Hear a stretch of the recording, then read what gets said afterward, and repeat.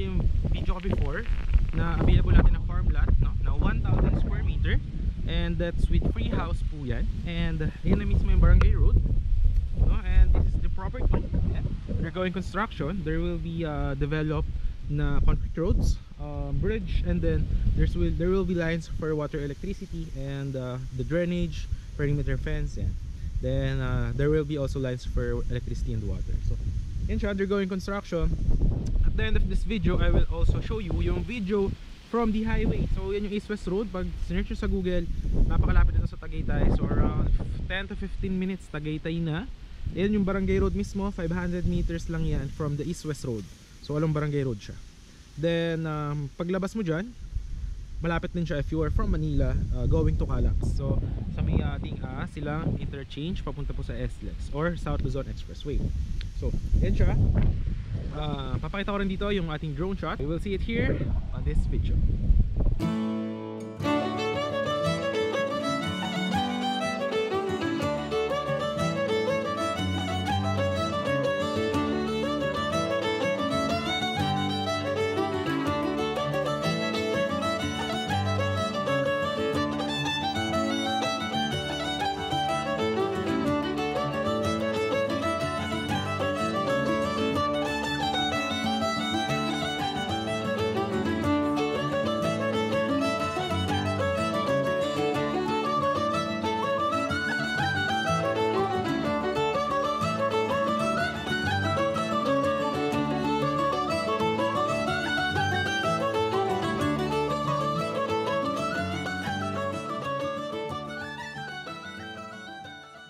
Guys, nakita nyo naman yung ating drone shot, yung aerial shot, and napakahangin po dito sa property. Around 1:40 ngayon, and kapag kahapon po ay madaling araw, napakalamig po dito sa area. Ewan ko, narinig tayo, pero there is the properties I could definitely offer. So there are only 3 lots remaining. That's for 1,000 square meter each lot.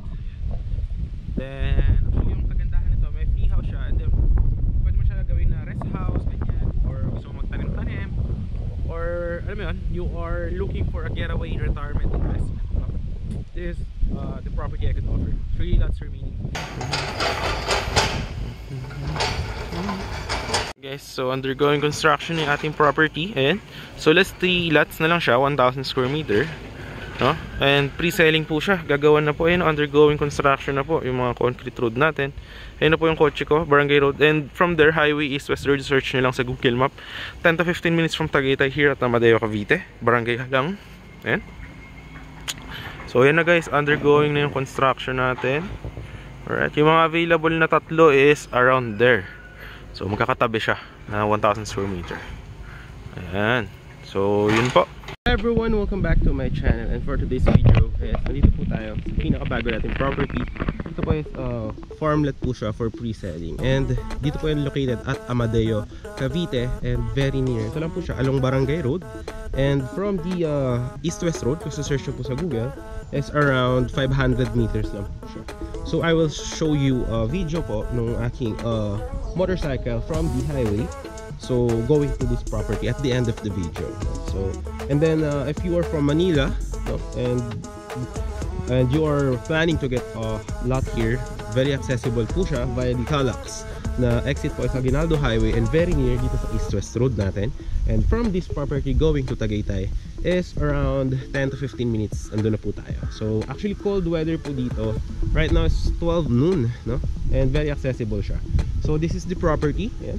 So this will be developed and be a concrete road with drainage, with lines for electricity and water, no? And there's actually available lots na mga 1,000 square meters, 700, 500, and meron po siyang included na free house, no?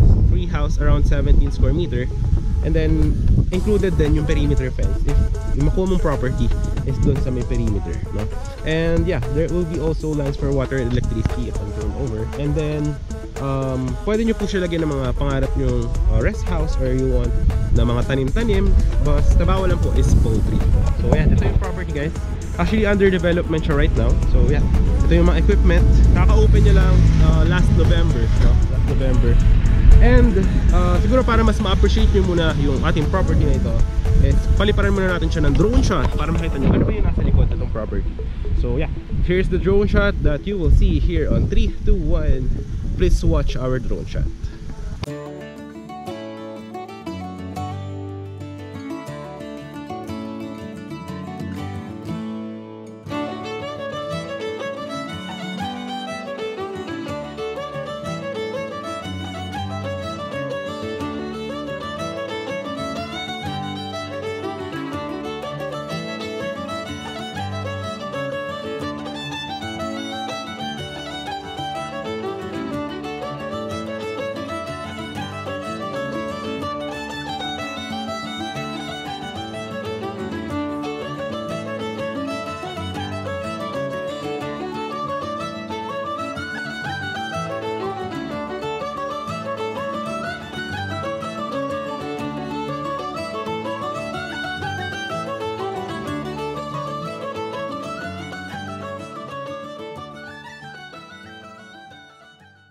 So yun guys, nakita nyo naman guys yung ating drone shot. Napakaganda po ng property, and actually very good investment siya if you are looking for a getaway lot, yung stress ka sa city and you want a property na alam mo yun, malaki.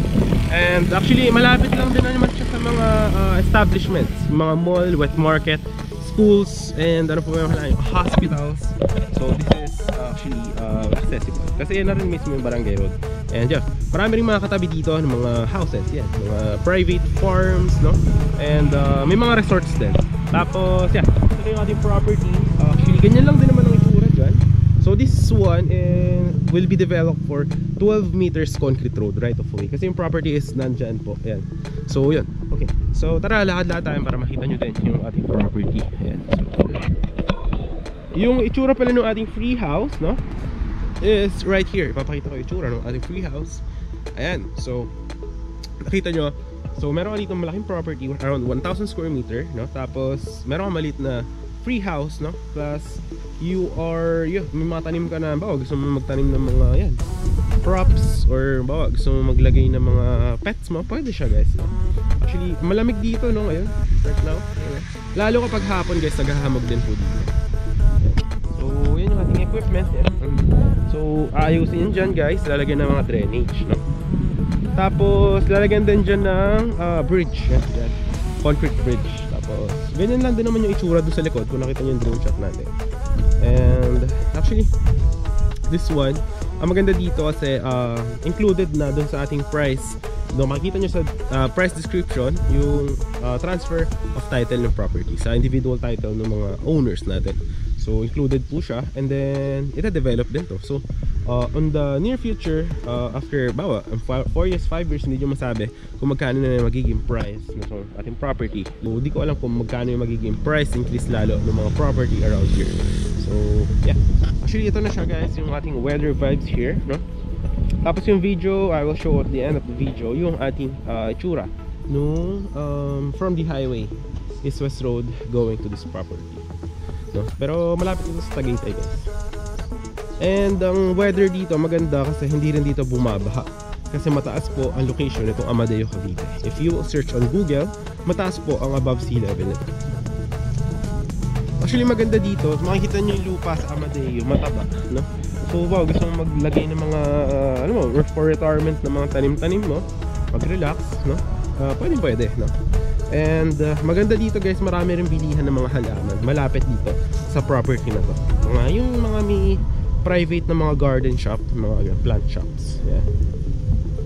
So yeah, dun lang yung mga property available. Yan, may mga, actually ano na lang to, last around 7 lots, no?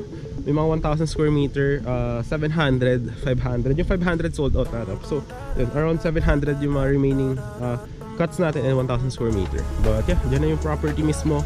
I-develop pa naman kasi to, so pre-selling pa kasi. Siguro para makita nyo kung ano ba yung sample finish ng mga project natin. So I will show you yung mga project natin na finish constructed na sa drone shot na to.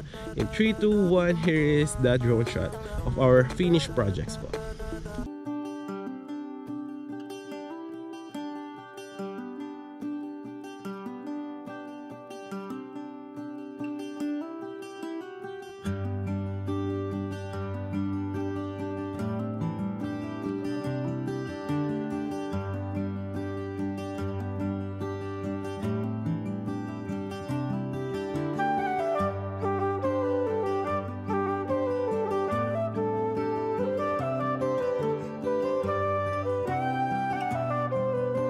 Guys, nakita nyo naman yung mga sample natin, mga projects. So talagang napakaganda. And napakarami dito guys around Metro Tagaytay. So yun lang din naman yung mangyayari dito, no? And yeah, this is farmland residential. Free selling, no? And yeah, this will be ongoing development for the concrete roads. And yeah, ganyan lang din naman yung itsura doon sa likod. So yun lang guys, hope na nagustuhan nyo yung ating video for today. If you do like the video, kindly hit the thumbs up. And syempre, huwag mo kalimutan subscribe yung ating channel. And hit mo na rin yung notification bell para updated ka sa mga next upcoming videos natin. So yun, yung kagandahan nito is farmland with free house po siya. Farmland property na napakalapit po sa Tagaytay. Ito po yung ating highway. Ayan. This is East-West Road po. Ayan, kami nandyan po yan sa kaliwa and kanan. And from the East-West Road is around 3 minutes lang po going to the property. And if you are going to Tagaytay, diretsuhin nyo na po yung kalsada na yan. It's around 10 to 15 minutes po going to Tagaytay. And right now it's around 5 PM exactly. So ano po siya, ito po yung weather vibes natin. Ito pag diniretso nyo naman to, this is going to, pwede kayo pumunta ng Cavitex, no? So going to Manila kung kayo nakatira sa Manila. Pero kung gusto nyo mas mabilis, is very accessible ito dito. So ito, diretsuhin nyo lang yung highway na yan. So, ang tawag dito East-West Road. Pag sinerch sa Google Maps, yan, diretsuhin nyo lang yan. That is going to Calax, yung silang interchange guys. So ano to, so isakabit ko yung camera natin to the helmet. Ayan, magmumotor tayo. Ayan dito. So kakabit natin itong camera para makita nyo kung gaano siyang ka-accessible from this highway. Na actually, ano siya, very, what do you call this? Kumbaga tinatawag nila is prime lot, no? So malaki yung potential. So yeah, we'll be going to the property. Kabit natin yung camera, going there. Then from there, I will also show you drone shots and everything. So napakaganda nito guys. Kaya nyung Tagaytay, diretso yun yung kalsada nito. And marami dito, ano, mga kainan, yan. Mga sikat na mga falls and more. Yan. So tara, let's go. Puntahan natin yung ating property na napakalaki guys. May mga 1,000 square meter, 700 square meter, and so on and so forth. So let's go.